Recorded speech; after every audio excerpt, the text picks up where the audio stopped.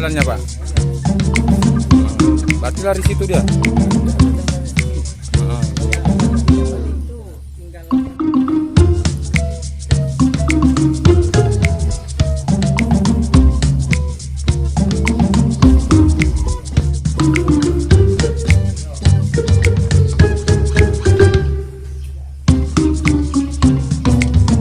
Jam 03.00 dini hari lah, tanggal hari ini 10 ya, di Desa Sukakarya, tepatnya Lompribis.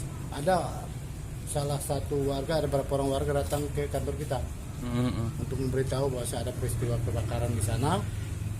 Lalu spontan piket jaga malam itu langsung ke TKP.